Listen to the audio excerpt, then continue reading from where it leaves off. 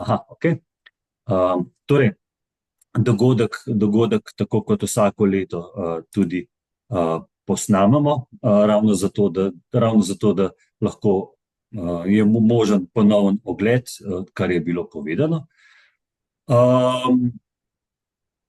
Zdaj, če bodo kakršnakoli vprašanja, bi vas prosil, da jih preusmerite na chat, pa bi potem na koncu predstavitve tudi poskušali odgovoriti, če bo kakšna nejasnost, seveda pa vedno je na razpolago tudi opcija, da lahko povprašate tudi na ministrstvo, oba svetovalca, se pravi Anjo in Marjana. Sicer pa se bomo sprehodili skozi tiste ključne poudarke, vsako leto nekako ostajajo bolj kot ne isti. Anja nam bo predstavila, kakšna so finančna izhodišča, tisto, kar je najbolj ključno za naše načrtovanje, in pa seveda predstavila delovanje aplikacije EIR, preko katere mislim, da zdaj že drugo ali tretje leto poteka celoten postopek oddaje prijave na neposredni poziv. Tako da zdaj bi pa počasi besedo predal Anji. Prav lepo, dobrodošla. Lepo vas pozdravljam. Čisto na kratko bomo obnovili glavne značilnosti neposrednega poziva, da obnovimo vsakoletne stvari. Namen poziva je nakup izvirne slovenske in kakovostne prevodne literature, podpora kulturnim, izobraževalnim, informacijskim in raziskovalnim potrebam splošnih knjižnic, spodbujanje pismenosti, bralne kulture in vseživljenjskega učenja ter izgradnja domoznanskih zbirk. Cilj sofinanciranja, kot vsako leto, je dostopnost kakovostne slovenske založniške produkcije, aktualne in lokalne prilagojene knjižnične zbirke, posodabljanje zbirk z različnimi vrstami gradiva, dostopnost zvočnih in elektronskih knjig v slovenskem jeziku ter usklajenost s strokovnimi priporočili. In kot vsako leto tudi finančni okvir načrtujete v izhodiščni vrednosti 1 evro na prebivalca. V letošnjem letu smo bili priča 4.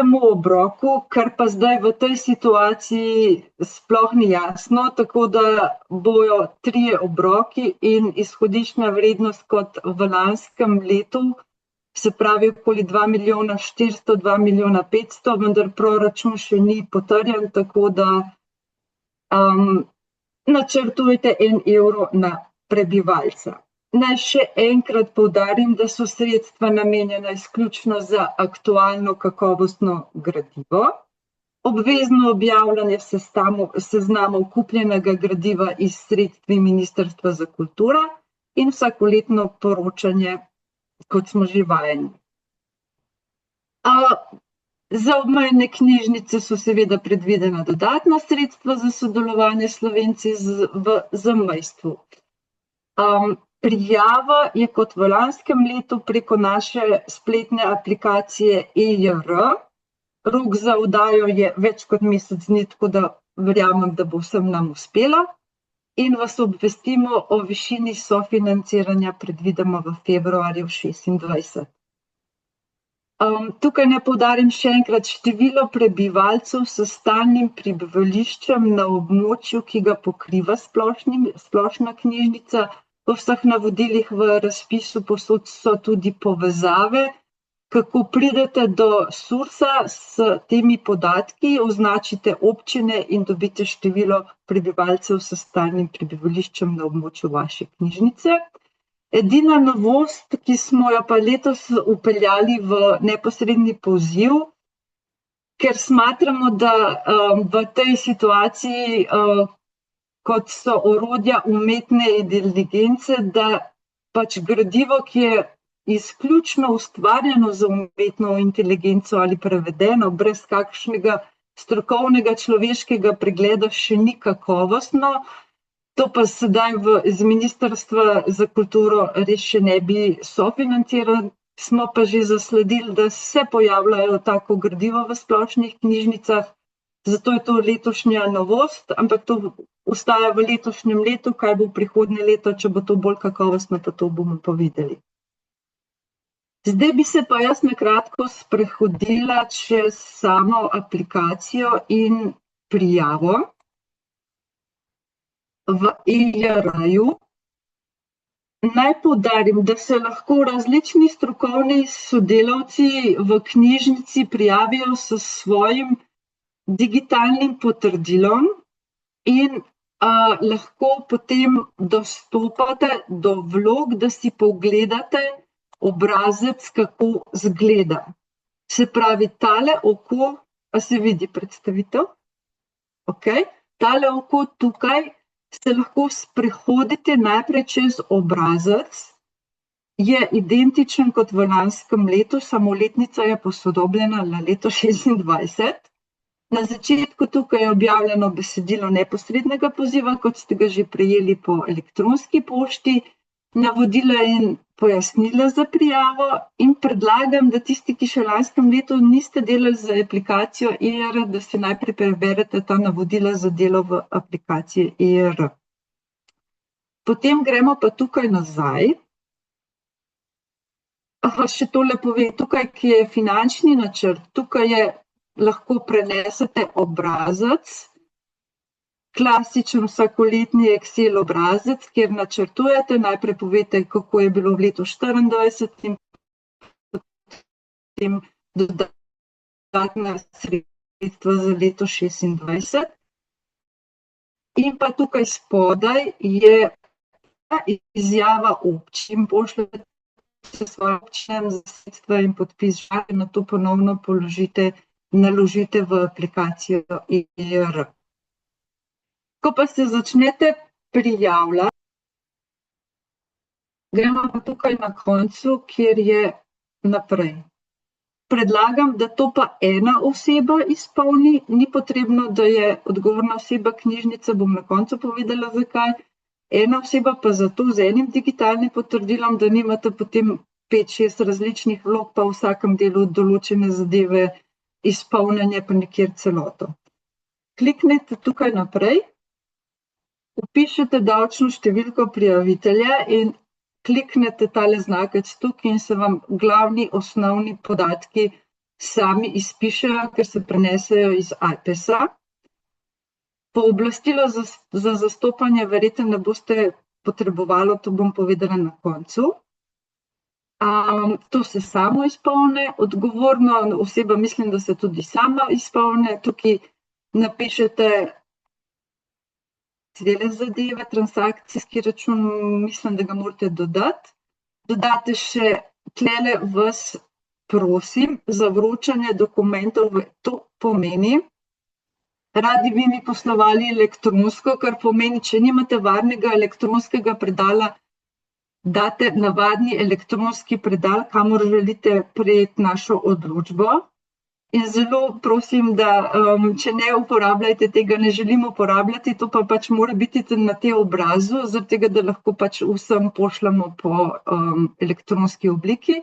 Izpolnite potem še navaden e-mail naslov in pa telefonska številka, nujno mora biti mobilna telefonska številka, ker se pojavljajo navadne, ki jih oddajate v vlogah, zaradi tega, ker dobite SMS, da je prijeta bila, da smo vam poslali odločbo. Navedete še kontaktne podatke, elektronska zadeva in potem gremo na vsebinsko zadevo. Navedete pač osrednja knjižnica z ime in naslove pač vseh enot in pa lokacij premičnih zbirk. Srednja knjižnica je ena, kolikor mi imate krajevnih knjižnic, ena ali pa dva pa lokacij. To se kar navaja, kar označite z številko 1, 2, 3. Potem imate potujoča knjižnica, izberete, imate Biblijo, bus, Biblijo, kombi ali nimate. Potem spletni naslovi, kot vsako leto, kjer so objavljeni seznami nakupa knjižničnega gradiva, pa letnega načrta, pa odgovorna oseba. To v bistvu tukaj ni nič posebnega, je kot vsako leto do sedaj. Znaki so omejeni na 2000 znakov, tako da vas potem sama aplikacija blokira. Vsa polja tukaj pa so tako narejena, da če ga še ne boste izpolnjevali, samo neko zadevo noter vtipkajte, date shrani, da lahko nadaljujete tukaj po prijavi in se potem vračate. Ne boste vedno klikati shrani, ker drugače, če greste nazaj, se vam zbriše, če greste pa naprej, pa ostane. Potem, kaj imam še? Tule vpišete, to ste že vajeni, ne bom nič vsebinsko. Potem je za sodelovanje, če imate za sodelovanje Slovenci v zamejcu, imate da ali ne, če da, prenesete še skupni načrt nakupa knjižničnega gradiva, shranite in greste naprej. Tukaj je zdaj ta finančna zgradba, ki si jo prenesete na Excel obrazec, ki jo prenesete na računalnik, izpolnite in na to ponovno naložite. Ni potrebno podpisovanje, tlele pa opozarjam, da boste prosim zelo pozorni, katera sredstva, da ne enako tukaj navedete kot v finančnem načrtu, ker če niso enako navedeno, vas bom mogla pozvati za dopolnitev, da uskladimo, da je na obrazcu enako kot v finančnem načrtu. Potem so pa tukaj še pač izjave občin, to pa izpolnite tako, da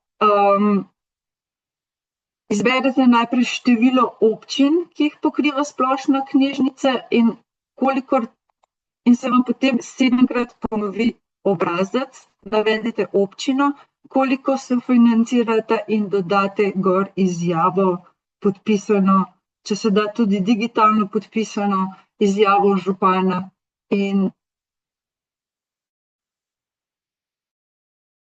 shranite.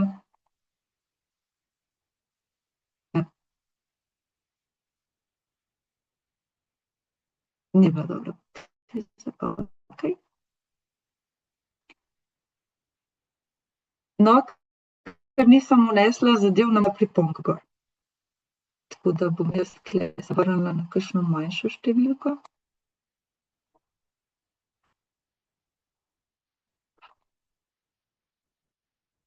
Tako.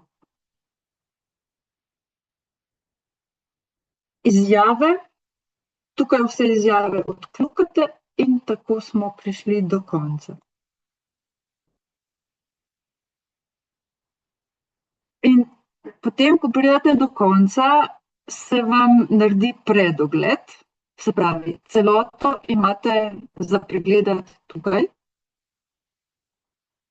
Je pa zdaj tale puščica tukaj, je pa celoten obrazec v PDF-ju.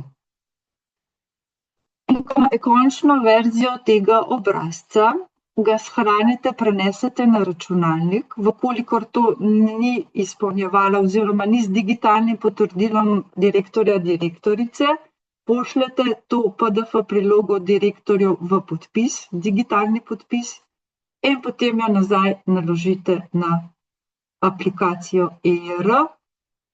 Zdaj vam pa ne morem pokazati, potem se samo še klikne zaključi in oddaj vlogo in je stvar zaključena.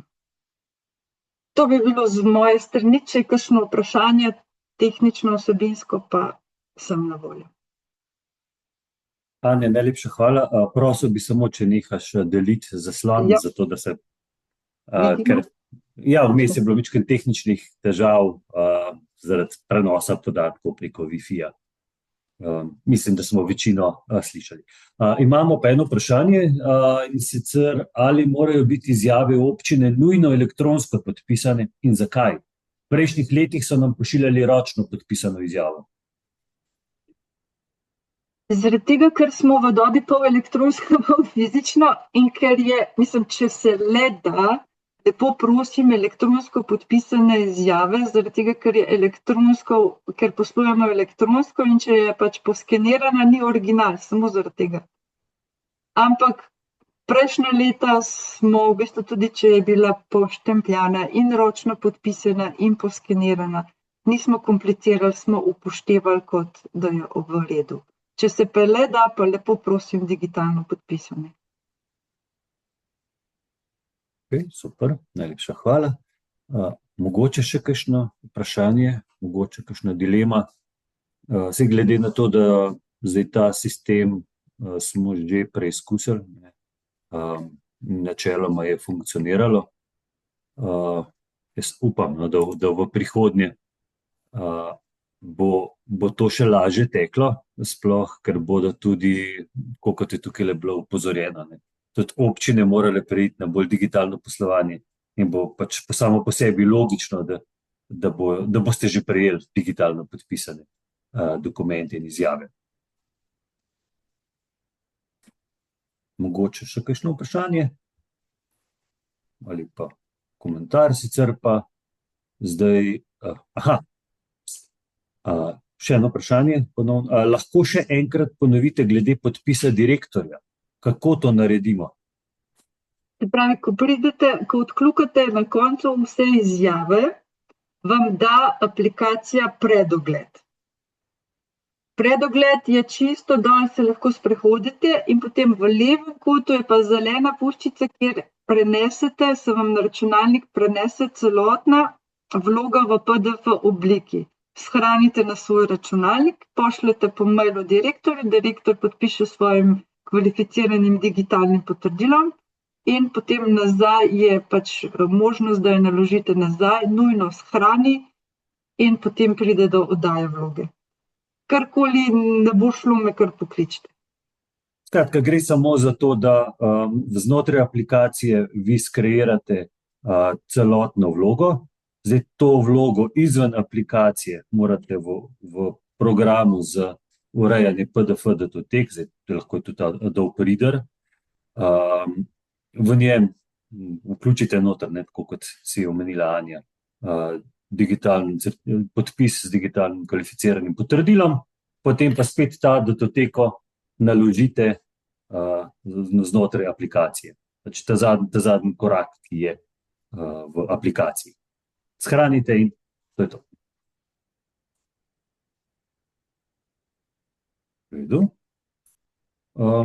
Potem pa zdaj, če ni nobenih dodatnih vprašanj, danes smo bili zelo hitri. Hvala za vašo udeležbo. Kot sva že nekajkrat omenila, kakršnokoli vprašanje, Anja je z veseljem na voljo, anja.strle@go.si in seveda zdaj en mesec časa za pripravo vloge. Ni nobenih vprašanj, super. Hvala lepa in pa seveda uspešno načrtovanje. Predvsem strani pridobitve sredstev ustanoviteljev, financerjev. Hvala. Ja, hvala. Naslednje. Naslednje. Hvala, adijo.